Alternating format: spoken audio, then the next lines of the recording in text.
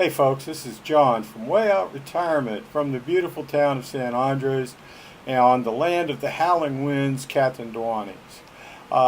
This video is going to be a little different from some of the other ones. Instead of showing you mundane beach scenes and construction sites and listening to me whine about how things aren't going my way, today we're going to talk about safety a little bit.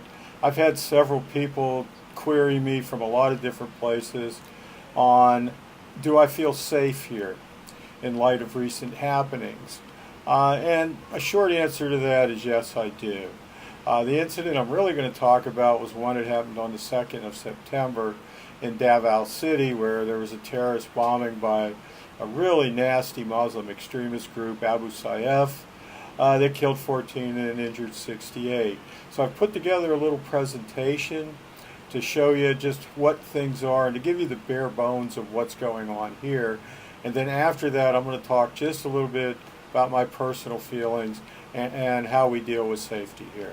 So without further ado, here's my little take on the Davao incident. Okay folks, let's look at the map of the Philippines here first. This large island all the way to the southern part of the Philippines is Mindanao. Okay, Mindanao has a rather long history of unrest. The United States was unfortunately involved in a lot of that unrest in the late 19th and early 20th centuries. Okay, where I am right here, I'm on the island of Catanduanes, which is part of which is its own province. It's off on the eastern side of the Philippines here, and way down here on Mindanao, southern part of Mindanao, is the town of Davao. Okay, on September the 2nd of this year, there was a terrorist explosion at a night market in Davao City. Like all terrorist things, they went to do maximum damage, and they did. They killed 14 people outright, injured 68 others. President Rodrigo Duterte immediately declared a state of national lawlessness. What this does, it's not suspending habeas corpus, it's not removing civil rights or things like that. It gives the armed forces of the Philippines more latitude in assisting local governments and the national police force in suppressing violence, terrorist violence. The group that claimed responsibility for this is a Muslim extremist group known as Abu Sayyaf. Okay? They have a long history of extreme violence going all the way back to 2003 when they blew up a ferry in Manila Bay, killing 116 people. And more recently, in the last year, they've been pretty active in kidnappings. And if you pay the ransom, generally they let the people off. If you don't pay them, they publicly behead them. Okay, so this is a particularly nasty group. President Duterte has swore to annihilate them, not suppress them, not get them under control. He has promised to annihilate them. And their base of operations, if we look back at the map here for a minute, is primarily here in Basilan Island and on Jolo Island. Now, the United States, like I said, has history here, and some of it came up with, some of you may be familiar with the recent comments that Duterte made about President Obama, and he talked about American colonialism. Well, unfortunately, that's true. America did have a colonial presence in the Philippines as a result of the Spanish-American War. The Philippines didn't gain their independence from us until 1946.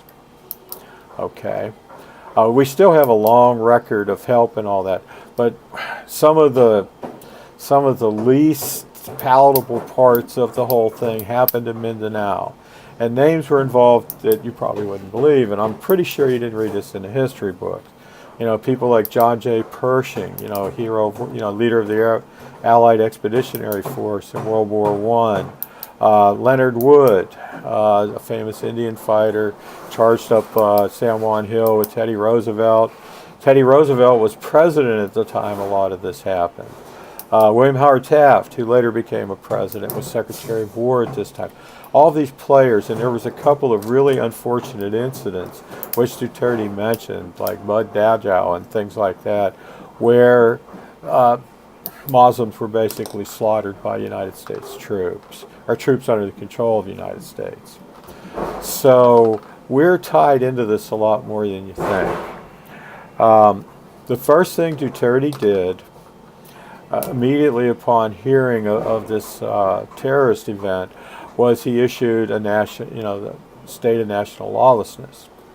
Okay, the state of national lawlessness, I just want to reiterate this. He did not suspend the Constitution. It is not martial law. What it does, it opens up lines of communication between the military and the National Police Force, the Philippine National Police, or PNP, where they can cooperate and support each other in anti-terrorist activities. Okay, so that happened, and first thing happened here was, I live about 300 meters from where the ferry comes in. Several ferries come in every day. It is a truckload of troops unloaded at the ferry, and are pretty much there on the docks monitoring what gets on and off those ferries. Within a few days, Duterte upgraded this to a state of national emergency. It still doesn't suspend the Constitution. It's still not martial law. But what it does is it further enhances the communication and cooperation between these two main forces, the AFP, or Armed Forces of the Philippines, and the PNP, or Philippine National Police, as well as with local governments and local police. As you can see from the map, Davao City is a long way from here. Most, if not all, of the Muslims in this country are centered in two places. Most of them are in southern Mindanao. In fact, you look at the western side of Mindanao, southwestern Mindanao, the islands of Basilan, Jolo, Waki-Waki, and places like that. This is the Muslim stronghold. In fact, they call that the autonomous region of Muslim Mindanao, where they pretty much have semi-independent rule. Now, there's pockets scattered throughout Mindanao, that's for sure. But you got to figure that 90% of this country is Roman Catholic or Christian, and less than 10% are active Muslims. Do I feel safe? I feel as safe here as I would walking through the projects in Nashville. There's parts of this country where you shouldn't go. If you're not from there, you probably shouldn't be there. Southern Mindanao is one of them. Okay, yes, they do capture Westerners all the time. They hold them for ransom. Now, the good thing is you pay the ransom, they let you go. Now, somebody like me, they generally ask for ransom in the millions. Most of the people I know, including the United States government, would tell you I'm not worth that much. Some of you out there probably think that too. So I try to avoid places like that. The thing is, and the old saying is, if you keep going to the barbershop, sooner or later you're going to get a haircut. If you hang out in places where you shouldn't be, you're going to get hurt. That's as true in Nashville, Tennessee, Washington, D.C., Chicago, or any place in the States as it is here in the Republic of the Philippines. I've been here under martial law before. Granted, that was a long time ago. But there were no problems where I was. And I don't think there'll be any problems here. People here are real nice. They tend to mind their own business, and they look out for each other. So I don't anticipate any trouble. By the same token, I'm ready for it if it happens. I don't go places by myself, certain places by myself. I always have somebody with me, preferably more than one person. I don't travel into strange things. Fortunately, I don't hang out in bars anymore, because that's a real good place to get into trouble. I know enough of the culture to know how to respect the people and not cause anger or ire. Does that mean that that somebody's liable to knock me on the head and take all my hard-earned cash away? Yeah, it could probably happen. It's happened to me before, but not here. I don't feel unsafe in the slightest. Less than 300 meters from me, there's a Philippine Coast Guard station. There's troops. There's Philippine AFP, Armed Forces of the Philippines troops stationed on the ferry dock. There's national police all over the place within a couple of blocks of here. There's local police. There's barangay captains. you have to look for trouble. If you look for trouble, you'll find it. I'm trying not to look for it. My eyes are wide open. Am I worried about, being thrown out on my butt because I'm a foreigner? Again, not really, no. Could it happen? Yeah, it could. We have a plan in place. If we get kicked out of here, we're not destitute. One of the reasons I set up things the way I did in the States with the banks and such before I left. So, we do have an exit plan, and that is so important to places like this. You must have an exit plan if you absolutely need one.